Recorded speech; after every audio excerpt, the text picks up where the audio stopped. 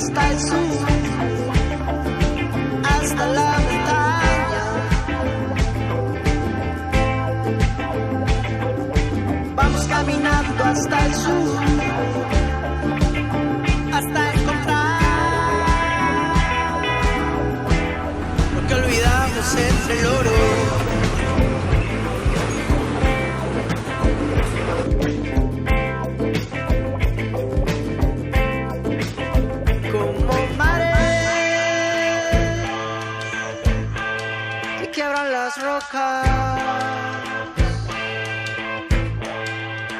Huracanes llevan las olas.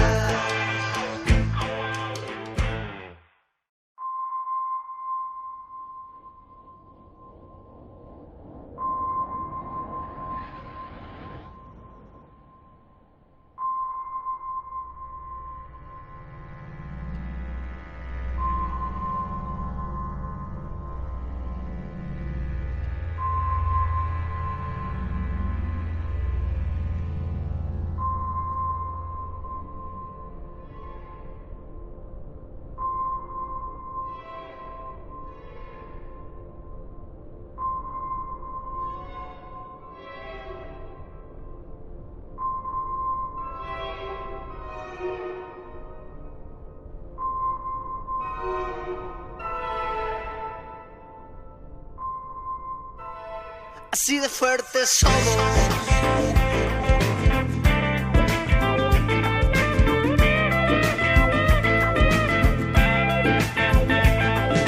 Vamos caminando hasta el sur,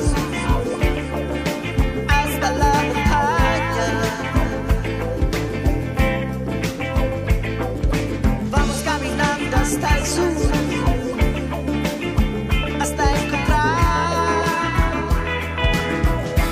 lo que olvidamos entre el oro.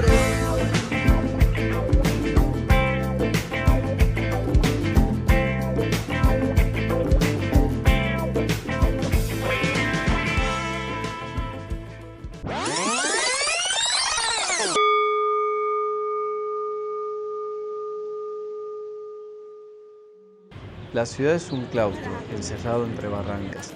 El paseo es un claustro, con vasijas de hierro. Cada manzana tiene un claustro de monjes o frailes. Los colegios son claustros. La legislación que se enseña, la teología. Toda la ciencia escolástica de la Edad Media. Es un claustro en el que se encierra, y para patear la inteligencia contra todo lo que salga del texto y del comentario, Córdoba no sabe que existe en la tierra otra cosa que Córdoba. Domingo Faustino Sarmiento. Si nosotros entendemos que para esos tiempos nuestra universidad ya tenía 300 años de historia y había sido gobernada hasta esos tiempos por el clero, o sea, por la iglesia, muy conservadora, no había evolucionado desde el punto de vista científico, como sabemos el siglo XIX fue la explosión científica y que se enfrentaba el laicismo contra la iglesia, que justamente había sido de alguna manera una suerte de tapón a las nuevas manifestaciones que provocó la revolución industrial, fundamentalmente la segunda revolución industrial. El mundo cambiaba vertiginosamente entre los grandes inventos, la Primera Guerra Mundial y la Revolución Rusa. Mientras tanto, Córdoba se mantenía apegada a los preceptos del viejo orden. Esta desventaja sería el inicio de los principios de la universidad moderna. Yo siempre la menciono a la Universidad de La Plata como una referente reformista, porque justamente, como sabemos, en la década del 80, del 1880, por cuestiones entre Buenos Aires y la capital, se crea la Ciudad de La Plata. Entonces la Ciudad de La Plata nace nueva, moderna, traída con arquitectos de afuera, con planificaciones modernas. Poco tiempo después se crea la Universidad Nacional de La Plata, y también de las mismas características. Así que diríamos que la reforma ya nace en La Plata y no tiene contradicciones. Entonces, al no tener contradicciones, no tiene enfrentamientos. En cambio, en Córdoba había grandes contradicciones entre esa Córdoba conservadora y la Córdoba, pongámosle, revolucionaria que se estaba manifestando en esos tiempos. Se estaba manifestando justamente por este cambio de ideas, que algunos, como sabemos, se enquistan los grupos conservadores y no les interesa abrir el juego a esto, y con la democracia perdían esos poderes. Para 1917 existían 3 universidades nacionales, la de Buenos Aires, la de La Plata y la de Córdoba. De las 3 ciudades, Córdoba era la típica ciudad colonial americana. A principios del siglo XX representaba la continuidad de los valores escolásticos profundamente marcados por la orden de los jesuitas. De las 3 universidades, esta era la única que no se había acoplado a los cambios de su tiempo. La reforma universitaria tiene 2 contextos muy importantes, uno a nivel internacional, que es la Revolución Rusa, que tal como dice Hobsbawm, impacta o influencia a este movimiento universitario argentino, y también es porque está abriendo las puertas a la participación, digamos, popular, de alguna forma, y también la llegada del irigoyenismo, y más que del irigoyenismo, la llegada de la participación de una parte importante de la ciudadanía a el escenario político luego de la reforma Sáenz Peña. Es decir, esa reforma que permitió el acceso en ese momento nada más que de los varones, pero que hizo del voto un instrumento de justicia social, que permitió el arribo de las clases medias y algunas clases populares a la vida ciudadana, van a ser los marcos que le van a permitir el desarrollo y que van a influenciar en la reforma de 1918. Todo eso le está dando una sustancia a nuestro país muy fuerte, o sea, las nuevas ideas, lo que dijimos de la ley Sáenz Peña, Hipólito Yrigoyen, la Revolución Rusa, como dijimos recién, la Primera Guerra Mundial, etcétera, etcétera, hace a un estilo de vida muy diferente. Algunos los historiadores le dicen el gueto, un gueto de la bohemia estudiantil y obrera en esta zona. Esta zona de lo que llamamos hoy el barrio Clínicas, justamente tiene esa característica de barrio Clínicas porque se conforma a partir de la fundación del Hospital Nacional de Clínica. Como sabemos, el Hospital Nacional de Clínica es el Hospital Escuela de la Universidad Nacional de Córdoba. Para la época en el cual se inauguró, para 1913, era una mega estructura, o sea, una mega construcción, una de las más importantes que se estaban dando en el país de estas características e incluso en América. Un hospital modelo se hizo. Como que una suerte de ciudad universitaria, entendida de esa manera, se manifiesta en esta zona. Entonces empezó a ser habitada por obreros y estudiantes. Por eso tiene una característica muy particular este hecho de la reforma universitaria, justamente porque hay una convivencia muy fuerte entre el movimiento obrero y el movimiento estudiantil. El Hospital de Clínica era también dormitorio de los residentes que venían de otras provincias. Para 1917, justamente entendiendo que los estudiantes son jóvenes y entendiendo que venidos de otras provincias, de otros países que estudiaban acá, se liberan de esas ataduras familiares conservadoras que seguramente vienen desde sus lugares de nacimiento, y acá de alguna manera hay una suerte de destape.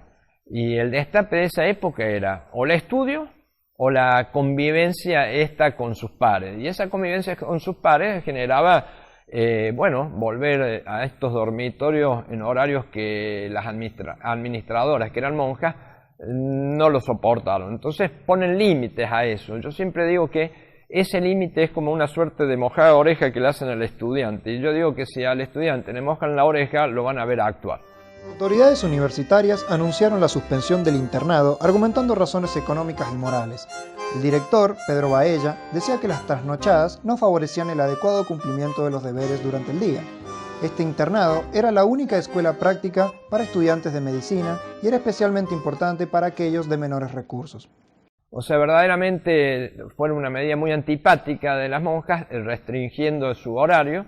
Y si bien después se suspende el internado, más o menos en los primeros días de diciembre del 1917, significa que de alguna manera esta situación, el decano y el rector le dicen, no se hagan problema porque estamos en épocas de exámenes.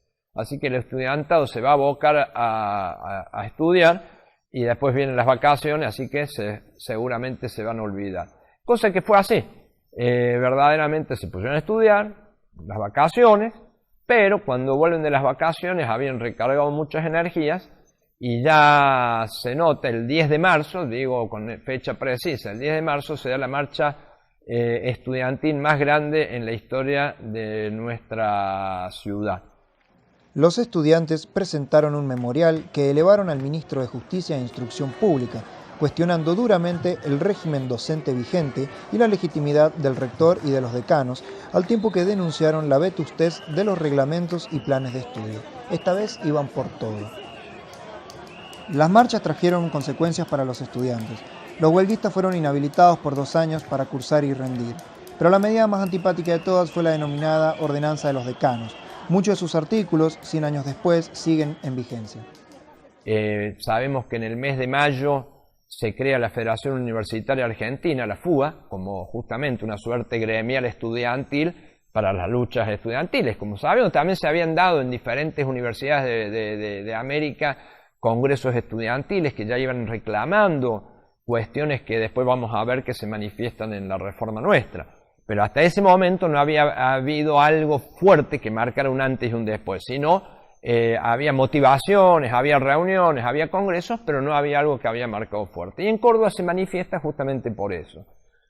Pocos días después de creación de la FUA, se crea la FUC, o sea, la Federación Universitaria de Córdoba, con el mismo motivo y en el mismo mes de mayo. O sea, ya estamos viendo entonces que en el mes de mayo, la antesala de lo que nosotros hoy consideramos el 15 de junio como el acto conmemorativo, hay mucha presión social y muchas, diría, manifestaciones estudiantiles y ya acompañada de los obreros y de los estudiantes también. O sea, ya era de alguna manera la sociedad cordobesa, con todo lo que significaba el mundo universitario nuestro, que como saben está compuesto por gente del interior, mucha gente del interior y a veces tanto o más que de los mismos habitantes propios de la ciudad, empiezan y adherirse, el pueblo de Córdoba, a adherirse a estas marchas. El conflicto trasciende a Córdoba y muchas delegaciones de otras provincias comienzan a apoyar el movimiento. Otras organizaciones apoyaron el movimiento, como la masonería. Un telegrama fichado en 1919 lo confirma. ¿Qué es la masonería? Una unión de hermanos librepensadores, ¿no es cierto? Donde por eso decimos que a veces la masonería es la única institución que puede reunir 20, 30 personas alrededor de una mesa, que todos piensan distinto y que entre ellos no hay pelea. Bueno, justamente ese es un poco el ideario de la masonería, hacer que los librepensadores traten de ir en busca de la verdad, y la verdad se busca en forma colectiva dentro del esquema de la masonería. Bueno, en apretada síntesis y con estas pinceladas nos podemos dar cuenta que la masonería moderna, la que ha cumplido 300 años, el año pasado estamos festejando el año 301, nacida del liberalismo político, nacida del siglo de las luces, como hija de la modernidad, por supuesto, lucha fuertemente por la defensa de la escuela pública, laica, gratuita, obligatoria. Entonces está presente en la ley 1420, con Sarmiento, era presidente Roca, y luego en la defensa de abrir la universidad al pueblo, que fue la reforma universitaria de 1918. Constituido el Comité Pro Reforma, los estudiantes de las distintas facultades resuelven establecer los principales postulados reformistas. Estos son la base de la universidad moderna. Sin embargo, las autoridades se niegan a reconocerlos. Es por eso que el comité pide al ministro de Instrucción Pública la intervención de la universidad. El 11 de abril, Hipólito Yrigoyen designa como interventor a José Nicolás Matienzo. Hipólito Yrigoyen los recibe a los estudiantes en Buenos Aires, Gurmencindo Sayago, Enrique Barros, queda como una suerte de encantamiento de estas luchas que estaban haciendo los estudiantes. Incluso ellos eran un poquito más grandes, o sea, eran como una suerte de referente estudiantil, y de alguna manera se compromete con esta lucha. Matienzo aplica una serie de medidas para normalizar la universidad y llama a la asamblea para elegir rector. Se presentan 3 candidatos: Alejandro Centeno, Enrique Martínez Paz, un joven profesor que apoya el movimiento reformista, y por último Antonio Nores, un representante del conservadurismo universitario apoyado por la Corda Frates. Entonces toda esta gente, en Córdoba le dicen la Corda Frate, que eran de alguna manera las familias aristocráticas, las familias pudientes de Córdoba, para decirlo de alguna manera, relacionadas a la iglesia, que eran de alguna manera dueños de la universidad, dueños de las cátedras y de alguna manera de cátedras hereditarias. Entonces, nuestra universidad para esos tiempos ya venía, algunos estudiosos dicen que venía en camino a extinguirse como universidad, porque no había evolucionado en lo más mínimo. El poder de la Corda Frates se hace sentir y mediante fraude electoral Nores gana las elecciones como rector. Esto despierta la ira de los estudiantes. Si bien tomaron el rectorado, como les decía, y que tiraban los cortinados y quisieron, rompieron bancos, rompieron sillas, hubo algunos que estaban más desenfrenados y otros que los paraban, así que la contención no era policíaca, la contención era más entre ellos. No van a ver una crónica directa de que haya violencia y que haya habido heridos y todo ese tipo de cosas. O sea, tengo fotos incluso de la toma del rectorado del salón de grado y van a ver, sí, la violencia de cosas rotas, pero no ha habido ni siquiera a Nores. ¿Qué le hicieron? Le sacaron las actas y estaba a manos de haberlo hartado a sopapos si hubieran querido y no lo hicieron. O sea, quiere decir, hoy llegar a pasar eso, mi Dios, no queda uno sano. Entonces, creo que no es la violencia que nosotros imaginamos. Verdaderamente fue una revolución de ideas. Y fue una revolución de ideas que fue hermosa porque rápidamente se plasmó en la América toda. El documento que plasma los principios de la lucha reformista que tanto nos identifican hasta el día de hoy es el famoso Manifiesto Liminar. Ellos se habían dado cuenta que habían estado en grandes marchas, en grandes discursos, que habían sido protagonistas a nivel nacional, que ya estaba corriendo como le dicen, los telégrafos informando lo que pasaba, pero no lo habían dejado en ningún lugar plasmado documentalmente. Así que en menos de una semana, estos reformistas hacen uno de los documentos, yo diría, si no es el documento más lindo que podemos considerar, y si ustedes lo leen y lo visualizan bien, se van a dar cuenta que hasta el día de hoy no tiene ni una coma de más y al contrario tiene tanta vigencia como en esos tiempos, que es el Manifiesto Liminar, que sale publicado el 21 de junio de 1918. La mente detrás del manifiesto fue de Doro Roca, el mayor crítico de la reforma universitaria. Casi el único documento, diríamos, moderno que nace, que es autóctono y se dirige, o sea, siempre recibíamos de afuera hacia adentro el conocimiento y de acá va de adentro hacia afuera y se plasma de esa manera a todos sus pares.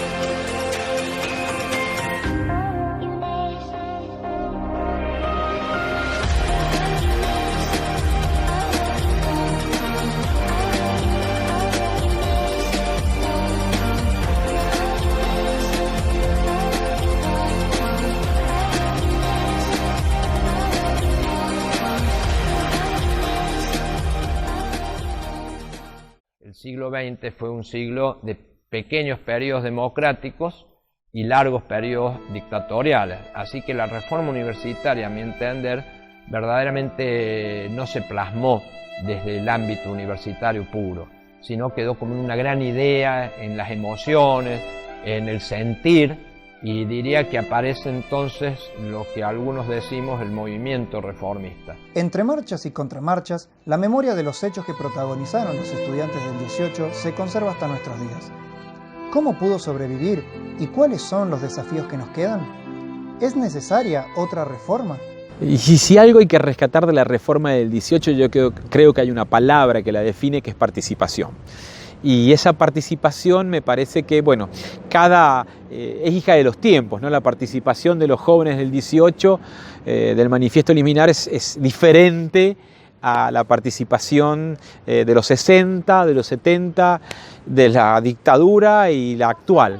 Lo cierto es que cuando el estudiante no participa de la vida universitaria, una parte de la historia del 18 se pierde. Cuando uno ingresa a la universidad, de alguna forma, quizás no percibe por conocimiento propio, porque muchas veces en el sistema medio escolar o en el sistema medio educativo, ¿no es cierto?, uno no estudia tanto la reforma. Entonces ingresa a la universidad muchas veces sin saber eso. Contamos que tenemos un electorado muy corto, o sea, muy amplio en número, pero con una participación real muy escasa. Lo cierto es que muchas veces el estudiante confunde política con partidismo. En la mayoría de los casos se aleja de los verdaderos espacios de toma de decisiones. Para mí es fundamental la participación estudiantil en este ámbito, desde todo punto de vista, porque nos enriquecen permanentemente, son una fuerza que indudablemente los más grandes ya no tenemos, y por lo tanto me parece que es parte de ese motor que hace que esto sea un sistema dinámico y se sienta como una institución viva. De lo contrario sería una institución muy chata, muy pobre, muy ajena a la realidad. Va a quedar, si no sesgada, a un determinado partidismo político o un determinado gobierno. Y yo creo que si la reforma universitaria ha logrado trascender 100 años y ha pasado por todos los gobiernos que nos podamos imaginar, democráticos y desgraciadamente los no democráticos, que indudablemente guardaron la reforma muy bien guardada. Pero cuando dijeron, y vuelvo a repetir esa frase, los dolores que nos quedan son las libertades que nos faltan, tiene que ver con eso. O sea, la conquista no es de ningún gobierno. La conquista la puede haber apoyado o embarrado algún gobierno, pero la conquista es netamente estudiantil o, la sumemos, obrero estudiantil. La sociedad avanza y la universidad teme quedarse atrás. ¿Reforma o re-reforma? He ahí el dilema. A 100 años de la reforma, yo creo que antes de pensar en una nueva reforma, tenemos que exigir que se cumplan los principios de la reforma universitaria. ¿Por qué digo esto? Porque si nosotros miramos en todas las universidades nacionales, vamos a ver que presenta un mosaico, ¿no es cierto?, y de diversidad muy importante, pero que creo que hay banderas de lucha, es como que se han dejado, y las recordamos hoy que se cumplen 100 años, pero en realidad las debemos recordar permanentemente. Una nueva reforma se busca si ya está garantizado lo que teníamos. Me parece que este es un momento que hay que defender los derechos. Es un momento para no perder derechos, ¿no? Entonces, si vos me preguntas a mí, ¿qué significa ahora la reforma universitaria?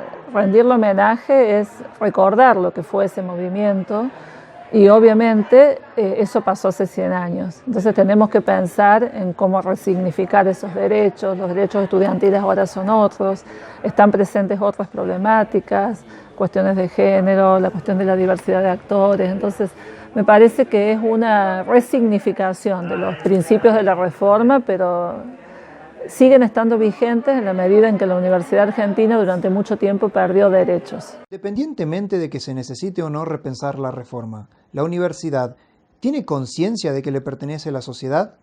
Y a su vez, ¿la sociedad siente que la universidad responde a sus demandas?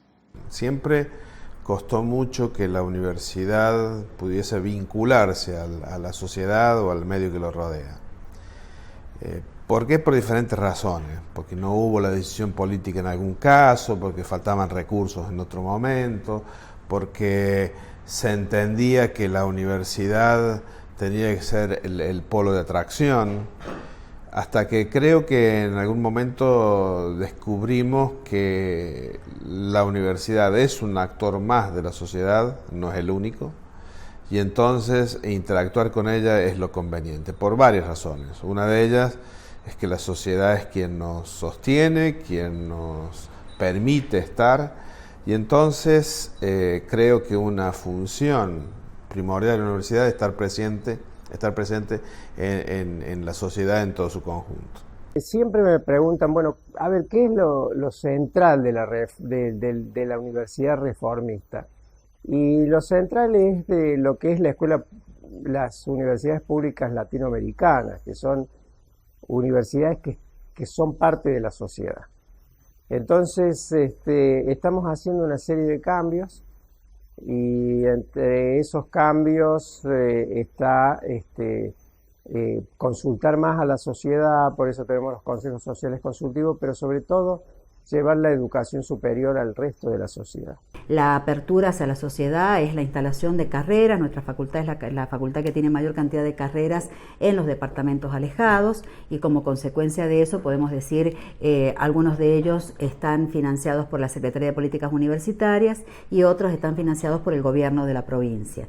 Para nosotros es un desafío, porque no es quedarnos, en el discurso solamente de que la universidad y la facultad debe ser inclusiva y debe significar igualdad de oportunidades, sino que yo creo que lo mejor es mostrar acciones y poder decir que hemos tenido nuestros primeros egresados en la licenciatura de turismo en el departamento de Valle Fértil, y que hoy todos ellos estén trabajando en el municipio. Me parece que es la mayor alegría que puede tener una gestión, porque va concretando esto de la igualdad de oportunidades.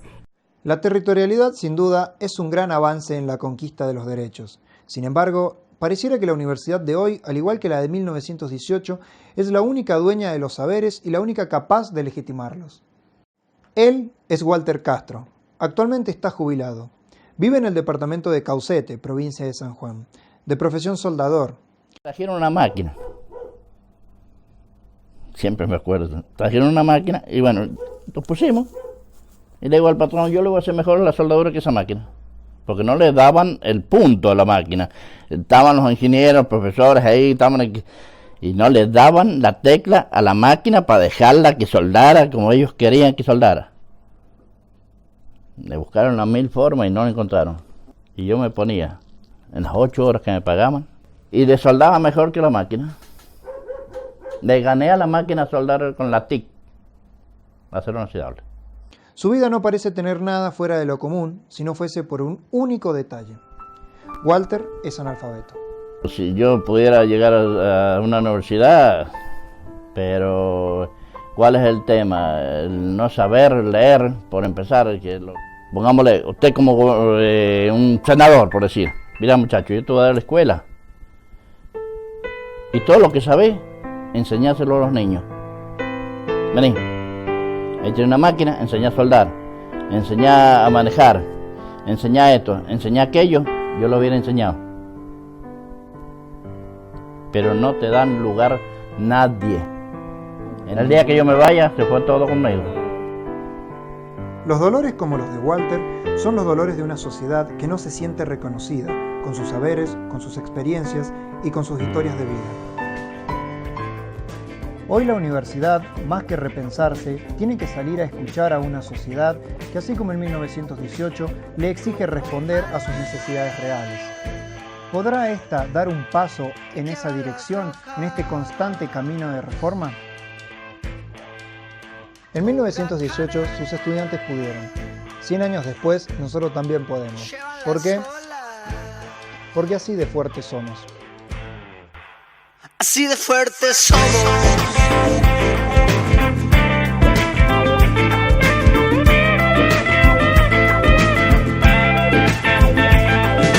Vamos caminando hasta el sur, hasta la montaña. Vamos caminando hasta el sur, hasta encontrar